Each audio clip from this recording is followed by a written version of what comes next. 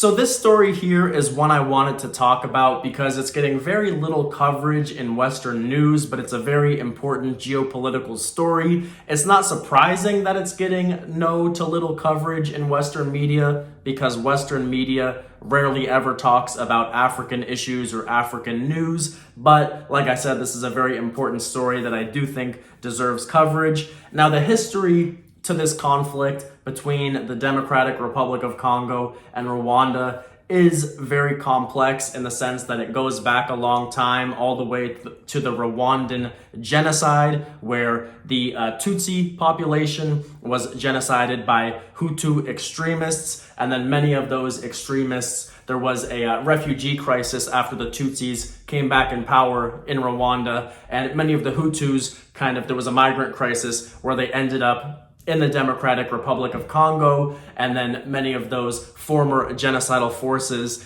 gained positions of power within the DRC. And from there, it's a pretty messy history that I'm not going to go into, first of all, because the history alone deserves an hour-plus long video, and second of all, because admittedly, I'm the farthest thing from an expert on the issue. I can give you some main talking points, but I'm really not the person to go to for the history here. But the point is that since the Rwandan genocide, which happened, I believe, back in 1994, for the past 30 years, there has been ongoing tension and conflict between Rwanda and the Democratic Republic of Congo, which numerous times over the past 30 years has spiked with direct military conflict that has led to countless deaths. It's been one of the deadliest conflicts on Earth over the last few decades. And so recently the news came out that the DRC, the Democratic Republic of Congo, and Rwanda have agreed to an economic framework outline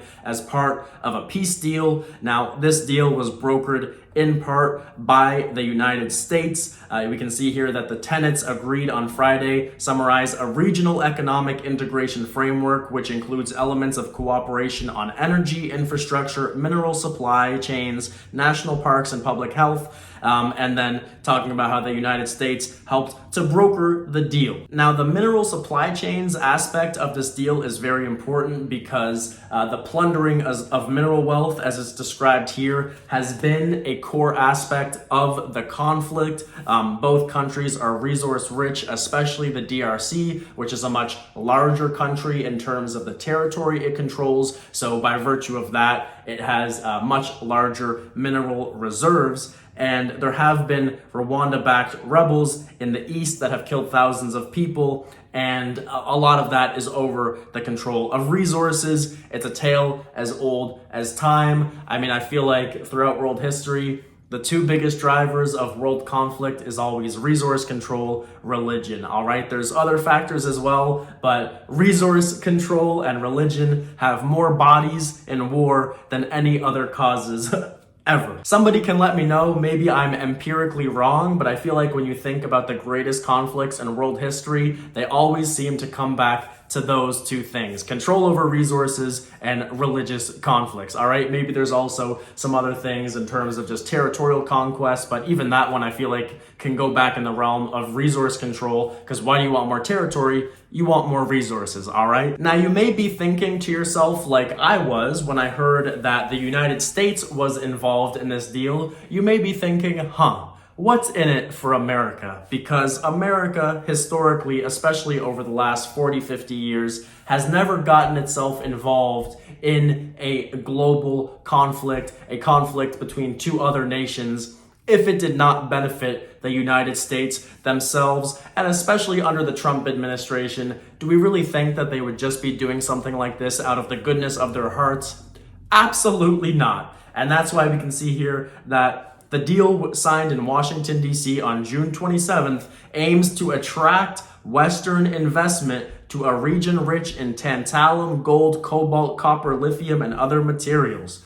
And this right here gives away the whole game. This is why America and Western forces are interested in this conflict and helping to resolve it, because they see green, they see money, they see an opportunity to extract more resources from the African continent for their own enrichment. So while of course there's good aspects of this deal, the fact that it's gonna hopefully help further peace talks between the two nations, the two countries saying they're committed to ensuring that mineral trade no longer provides funding to armed groups and creating a world-class industrial mining sector in the region. However, the extent to which this new world-class industrial mining sector is going to benefit these two countries versus benefiting Western vultures, capitalist outsiders from the Western world who just see this and are licking their lips at the opportunity to make more money. Because with these greedy bastards, enough is never enough. They always want more control, power, money, wealth.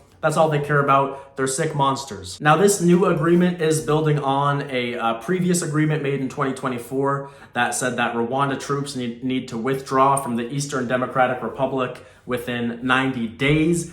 They clearly have not already done so, but this Washington agreement is saying that they need to actually implement the agreement that they made last year. And this new deal also says they need to form a joint security coordination mechanism within 30 days and implement a plan to monitor the withdrawal of those troops. So this is an important geopolitical story for many reasons. One, it could be, but I'm still doubtful given the details, but it could be the start of a peace process between Rwanda and the Democratic Republic of Congo. It's also interesting because it highlights an ongoing battle for resources between China and the United States, because obviously China has also been making moves in Africa to get access to their resources. But unlike the United States, who usually does it under the guise of, war profiteering, getting itself involved in foreign conflicts and trying to extract concessions that way, China has been doing it more through their Belt and Road Initiative, where they're basically helping less developed countries to develop, and then basically that is incurring a bit of debt in those countries that they then owe China back for what the aid that China is giving. It's two different approaches, but the end result is kind of the same. Both the United States of America and the Western Hemisphere and China and all of its allies in the Eastern Hemisphere are kind of, engaged in this geopolitical battle for the control over resources, which, obviously is a big deal in terms of the development of both countries over the coming century and their fight to be both energy and economic powerhouses. So there's a lot at the center of this story. I do hope it leads to a lasting peace, but we have to be very cynical about the goals and desires of the Western forces who have helped to broker this deal, because really what it means, like I've said, is that they want to continue to exploit the resources of the African continent for their own gain. And that is something that to me is not only unethical, but even from a cynical point of view, I feel like long term, this is just going to create more anti-Western,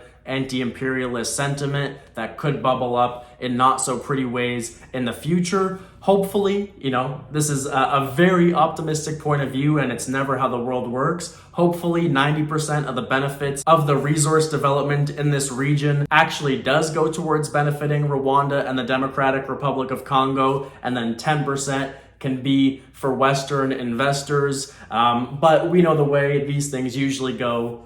Western investors and Western companies are probably going to get the bulk of the benefits, while the African countries themselves are totally screwed over. We'll see how it goes. We can hope for the best, but at the very least, hopefully this does take us steps closer towards peace between these two neighboring countries.